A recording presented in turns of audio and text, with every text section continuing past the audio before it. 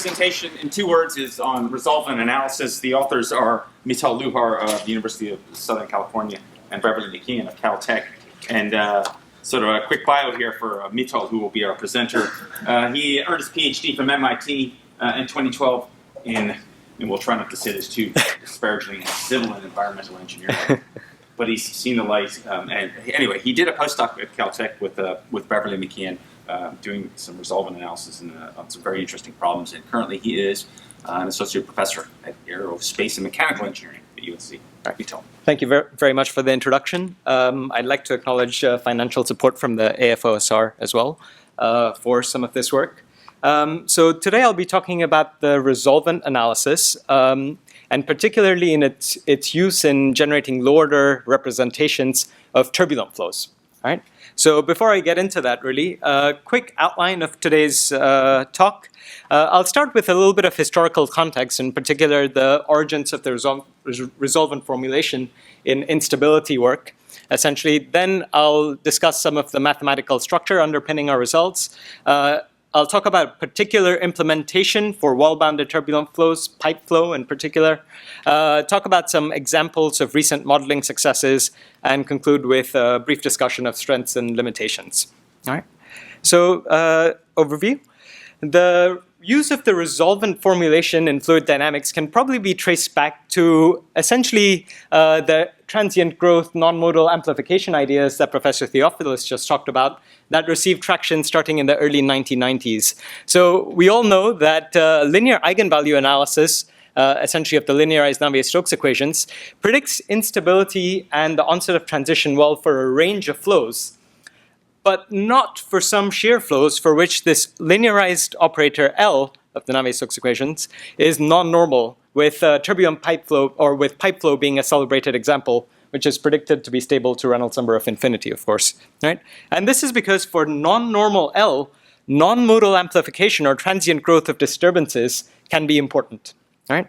And one way, in addition to some of the techniques we just saw, one way to quantify this transient growth is through something known as the pseudospectrum, which essentially considers the response of the linear system to a disturbance here. In this case, assume that the disturbance is harmonic. A couple of lines of algebra show that the response is given by this expression here, so it depends on this inverted operator here. And the maximum amplification possible in response to this disturbance is the norm of this operator. Right? And this operator is essentially the resolvent of the linearized Navier-Stokes equations. Right? In essence, the resolvent dictates how any forcing or input is mapped to a response because of linear amplification mechanisms. Right? And the pseudospectrum is defined as the region in spectral space for which the norm is above some specified threshold, epsilon to the power of -1. Right? Of course, I said that we'll be talking about turbulent flows for which we can't really neglect the nonlinearity. Right? However, in stationary conditions, the resolvent formulation essentially provides an alternate interpretation of the nonlinearity. Essentially, you can show that the nonlinear term can be considered the forcing to the remaining linear system of the Navier-Stokes equations. This forcing is then mapped to a velocity response by the resolvent operator. The velocity then interacts with itself to generate the forcing. So note that this is a complete representation of the Navier-Stokes equations for stationary conditions. Right? So in other words, the resolvent operator dictates the gain across spectral space and the form of high gain flow structures, essentially how this F is turned into a velocity response. Okay? Up until this point, the formulation is pretty general. In essence, we can tackle any inhomogeneous problem as long as it's stationary. However, we'd like to take advantage of homogeneities that appear in wall-bounded turbulent flows. Essentially, for turbulent pipe and channel flow, we know that the flow is going to be homogeneous in the streamwise and azimuthal or streamwise and spanwise directions, which means that we can Fourier transform the Reynolds average Navier-Stokes equations in essentially x, theta, and time, or x, z, and time. And this Fourier transform essentially permits us to arrive at this compact representation of the Navier-Stokes equations for that wave number frequency combination. So the top line here represents the momentum equations. The bottom line here enforces continuity. And essentially we have this resolvent that maps the Fourier transform forcing at this wave number frequency combination to a velocity and a pressure response, right? So what's cool now is that this resolvent actually tends to act as a very directional amplifier, right?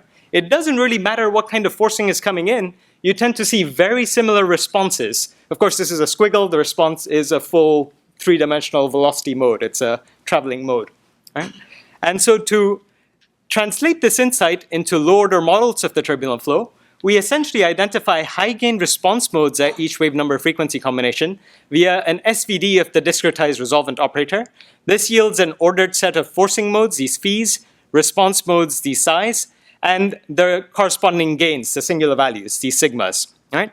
And the directional amplification is reflected in the fact that the first singular value, the sigma 1, is often much, much larger than the second singular value and so forth. So essentially, it doesn't really matter what sort of forcing is coming in on the right-hand side.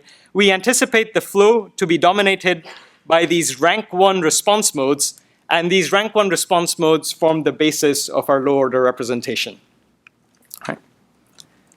So schematically, this is our representation of the full Navier-Stokes equations. Remember, no linearization has been performed. Right? The Fourier transform means that we have a series of resolvents at all wave number frequency combinations. The SVD then means that each resolvent operator is split into an ordered set of forcing response systems.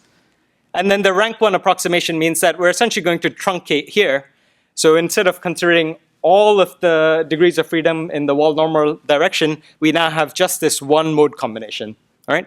And this sigma 1 psi 1 is our expected high gain velocity response, okay? So first question you might ask is, does this rank 1 approximation actually work? So here I'm showing some predictions for turbulent channel flow at friction Reynolds number of 2000. I should mention that this formulation doesn't really have any Reynolds number limitations beyond the need for a base flow, a mean profile for the turbulence, which you can get using a variety of different means. Right? So on the left-hand side, I'm showing the singular values obtained for an arbitrary wave number frequency combination. Doesn't really matter. What you'll notice is that the first couple of singular values are essentially an order of magnitude or so higher than subsequent singular values. This is for channel flows, which is why we get essentially pairs of singular values, and each singular value corresponds to essentially a mode that is symmetric or anti-symmetric across the center line. So a bit of detail, don't really worry about it. This is essentially a rank 1 approximation, all right? Okay, so this is for one wave number frequency combination. We can then look across spectral space. So here I'm plotting essentially the color map shows how much of the gain is contained in the first couple of singular values compared to the whole system, all right? So essentially where you see warm colors, that's where the system is low rank, right? As a function of streamwise and spanwise wavelengths. And as you can see very nicely here with the turbulent spectrum from DNS overlaid, is that the real flow essentially lives in this low rank world, all right? So this rank 1 approximation provides a reasonable first order approximation, okay? Okay, so this is the rank 1 approximation. Of course, we're talking about modes. So what does each one of these high gain modes look like?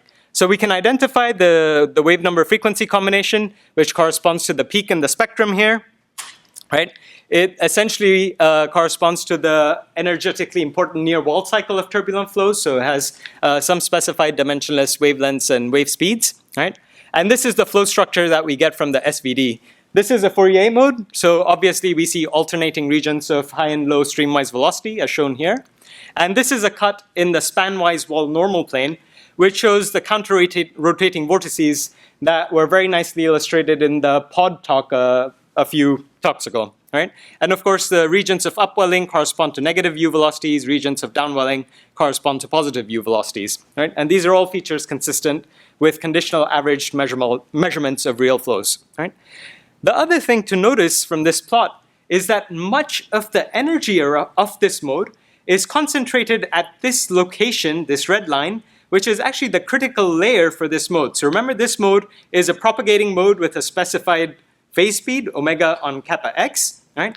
And it turns out that much of the energy associated with this mode localizes around the critical layer where the local mean speed matches the phase speed of the mode. Right? And in fact, it turns out that this is one of the mechanisms responsible for high gain in the system. I don't want to go into the details here, but essentially, modes localized around the critical layer give high amplification, right?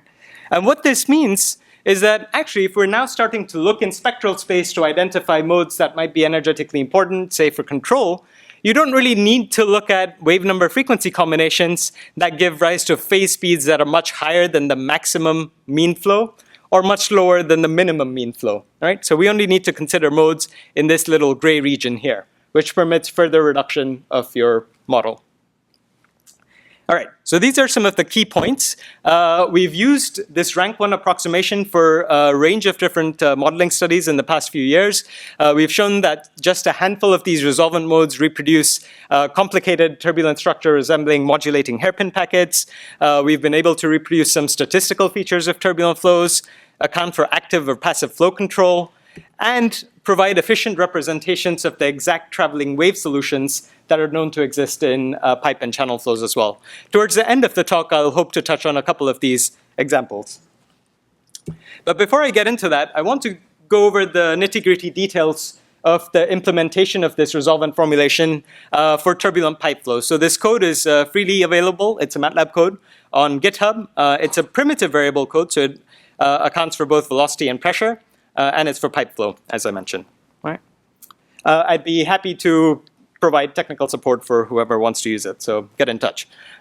Okay, and this is the flow chart for the code essentially. All right, this is what the user inputs. You figure out what Reynolds number you want. You figure out what grid resolution you want in the inhomogeneous radial or y direction. All right, you essentially specify the number of SVD modes that you're keeping, and you obviously specify the wave number and frequency combination you're interested in. Right? With these inputs, you choose your favorite discretization method. We use a Chebyshev collocation method. All right? And with this Reynolds number and the discretization, you can generate a mean velocity profile using either interpolations from experiment DNS or your favorite eddy viscosity model. Right? Okay, so at this point, we now have differencing matrices, we have a mean velocity profile. We can put it all together to construct the linear operator for the Navier-Stokes equations, which is shown in green over here. Right? Once you have the linear operator, we can impose boundary conditions, compute the resolvent, which is this guy here, essentially minus I omega times the mass matrix minus this linear operator, the whole thing inverted. Right?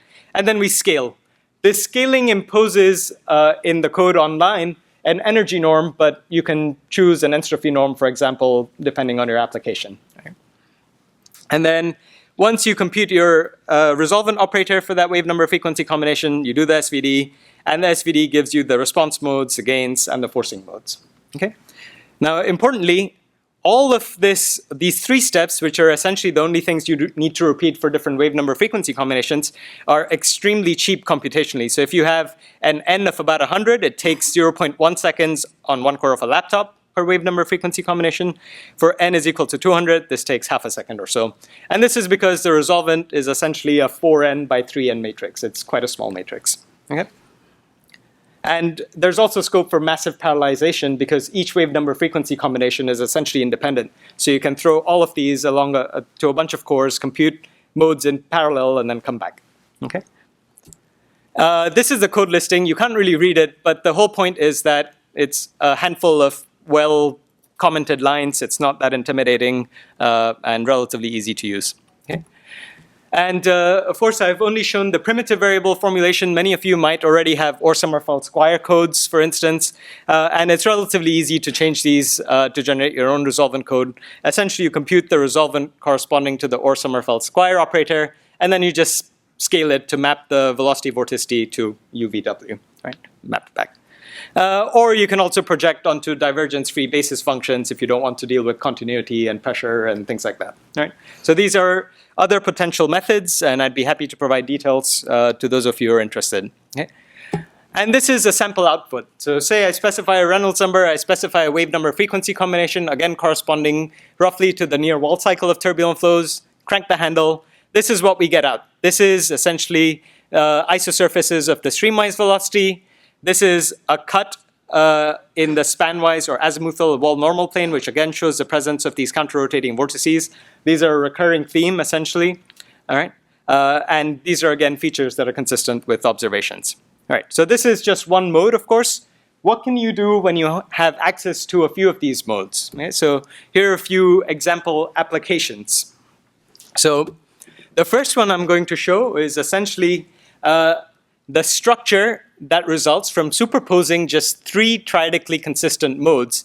And tridically consistent in the sense means that this mode 2 and this mode 3 can interact to force this mode 1. Mode 1 and 2 can interact to force this mode 3, and so forth. All right? And so in this case, just 3 modes are able to reproduce quite complex structure resembling this modulating hairpin packet. And because we're working with primitive variables, we also see essentially the wall pressure footprint associated with this complex structure. Okay? At this point, I should mention that this is a bit of a sleight of hand in that the SVD does not provide the relative amplitude or phase of the modes. It just provides mode structure and amplification. All right? So to generate a figure like this, we knew what the flow we were looking for looked like. We essentially chose the amplitudes and phases of these 3 modes to give rise to this structure. Okay? The hope eventually, of course, is to start building reduced order dynamical models using these modes. So hopefully we can start putting together a handful of these modes, maybe not 3, might need a dozen or so, that can all interact and force each other and sustain each other, sort of building towards these exact traveling wave solutions for pipe and channel flow that have been observed. All right? So that's coherent structure. It actually provides a useful tool for understanding the underlying physics because you get the full 3-dimensional velocity and pressure fields. Okay? The other thing you can do is actually start thinking about generating statistical predictions. Right? So, of course, the full spectrum for the turbulent flow depends on the nonlinear forcing. Right? The nonlinear forcing is clearly important. However, we can start making simple assumptions to see if that gives reasonable predictions. The first one would be to assume essentially broadband forcing, which means that the forcing is in the direction of our phi1s across all of spectral space. Okay? Which means that then your velocity field is essentially your sigma 1 multiplied by your psi 1 at that wave number frequency combination. And then you can integrate across wave number frequency space to, say, give rise to a streamwise intensity profile or a turbulent kinetic energy profile and so forth. Right? So in this case, the broadband forcing model gives rise to a streamwise intensity profile that looks like this. There's an inner peak, which is known to exist in real flows. However, there's an outer peak, which increases in magnitude with increasing Reynolds number. And we know from observations that this outer peak doesn't exist in real flows. Right? And this outer peak appears because these large-scale modes localized close to the center line are really highly amplified, but in the real flow, there's no real forcing to support them. There's no nonlinear forcing to actually generate them. Okay? So it doesn't matter what the amplification is. If there's no forcing, you get nothing. Right? So to account for that forcing effect, we can then start weighting the resolvent modes. Right? And so my colleague Rashad Muaref actually came up with a self-similar weighting function that only was a function of the wave speed, the c, and was able to generate a predictive model for the streamwise intensity profile to arbitrary Reynolds number. Essentially trained this weighting profile on low Reynolds number DNS data, and then was able to match experimental data at higher Reynolds numbers. Okay. So this is what you can do to generate statistical predictions. Perhaps one of the key advantages of this resolvent formulation is that you can also now start thinking about control. Because you have these highly energetic flow structures, you know what sort of flow structure you want to target, and you now have this efficient representation, so you know what sort of control algorithm you might need to suppress this high gain structure. Right? So one example situation we've considered is opposition control, which essentially involves sensing the wall normal velocity at a specified detector plane, this YD, and then generating blowing and suction at the wall to oppose the sensed velocity. Right? This is one of the most studied, I guess, and earliest proposed active control methods for wall-bounded turbulent flows. Right? So essentially, within the resolvent framework, you change the boundary conditions to reflect this control, you compute your resolvent, you crank the handle as before. Right? In this case, the effect of the control through the boundary conditions alters the gain and the structure of the rank 1 modes across spectral space. So all modes across all of spectral space are modified.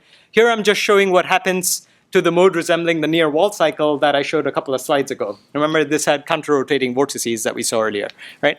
So with this, opposition control, this mode, first of all, this near wall cycle, is suppressed by as much as 40%, right? And this is again consistent with things observed in DNS. And moreover, the entire mode, because of the blowing and suction, is pushed up a little bit further away from the wall, right? Essentially, this pushing up weakens the critical layer mechanism, which is one of the reasons why we get a suppression of this gain, okay? Of course, this is just one mode, right? So what happens when we put together the influence of this control on modes across all spectral space, right? Again, we can start with the most simple rank 1 broadband forcing model, right? In which case the turbulent velocity field is given simply by the singular value multiplied by the rank 1 response mode, and then integrate across wave number frequency space. And you do this for both the null case and the controlled case, right? And now, since you have this disturbance velocity, this fluctuating velocity, you can compute Reynolds stresses, and from the change in Reynolds stress, you can compute the drag reduction or increase, as the case may be, right? And using this very simple approximation, this is what we're able to get. So the black line and the solid circles here show DNS, which shows that essentially you can get as much as 25% drag reduction when your detector is at a Y plus of about 15 units, right? And then you get a massive deterioration in performance as your detector moves above Y of about 20 or so, right? The model is not able to reproduce this quantitatively. Of course, this is expected because there's a number of simplifications made. We weren't really going for quantitative agreement, but essentially with the most basic assumptions we can make, we're able to reproduce the overall trends, including this peak and including this deterioration of performance, right? And perhaps what's most interesting is that each of these points, each of these model predictions were again generated on my laptop in a few hours while I was probably binging on Netflix or something like that, right? So this is, and again, this is no parallelization, and I haven't really tried to make this whole computation efficient. I think there are ways we can use, there are methods, especially matrix approximation methods that we can use to make the computation even more efficient, right? Now what's fun is that essentially this low computational cost also enables an optimization of the control algorithm. You can decide where you want to put the sensor, you can decide what the amplitude of the blowing and suction might be, maybe what its phase might be relative to the sense velocity. Maybe you want to incorporate delays or something like that, right? And this framework essentially enables that. We've also extended the same framework to compliant walls, and we're able to reproduce some DNS observations, but I think that is a story for another time since I only have a couple of minutes remaining, all right? But in essence, we're able to account for any control that can be incorporated via linear changes to the boundary conditions. All right, so in conclusion, the resolvent is a relatively familiar construction in the study of forced ODEs and more generally linear operators and their spectra.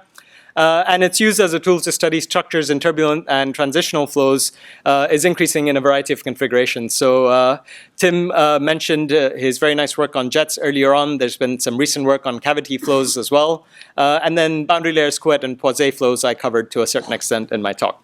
Right? So some of the strengths of this formulation is that, again, it's an operator-based decomposition. It identifies the highly amplified inputs, outputs, and gains directly from the governing equations. And there are no real Reynolds number limitations beyond the need of a mean velocity profile. The low-ranked nature of the resolvent can be used to understand coherent structure and also formulate efficient models that exploit advances in matrix approximation. Resolvent modes can be computed quite quickly on laptops for the 1D base flows, so where you have homogeneity in 2 spatial dimensions, reasonably quickly for flows that are homogeneous in 1 spatial dimension. And it admits any linear control formulation through the boundary conditions. Weaknesses, of course, requires a base flow, which is fine for canonical cases, but maybe for controlled flows, you don't necessarily have an a priori prediction for the base flow. So something to keep in mind. Computational costs are maybe not prohibitive, but they're quite high for flows with no homogeneous spatial dimensions, right? So you can, in principle, do this for a complex airfoil or a full airplane, but in that case, you need to make the resolvent for the full 3D discretized linear operator, right? And of course, more complete models still require knowledge of the nonlinear forcing, okay? So the rank 1 broadband forcing assumption can only take you so far. Okay. And in fact, this is some of the ongoing work that's being pursued with this formulation, which is identifying these nonlinear interactions, which is essentially essential to the development of dynamical models. And there are a number of approaches being tried: projection onto DNS data, scaling, direct solution of the full quadratic problem, and so forth. Recent efforts also outline more formal connections between the resolvent analysis, Koopman analysis, DMD, and nonlinear exact traveling wave solutions. So here, essentially, I'm showing on the left-hand side an exact traveling wave solution identified in DNS, and the reconstruction using 5 resolvent modes, I believe. And this is a reconstruction using 1 resolvent mode. This is very recent work, so maybe something that we'll talk about in future. And other ongoing work in my group is starting to think about how we might account for more complex walls, so maybe riblets for flow control, or maybe roughness effects and superhydrophobic surfaces in this formulation, while maintaining the efficiency of the homogeneity in the streamwise spanwise directions. Right? Okay, so with that, I'll stop and I'll take any questions. Thanks very much.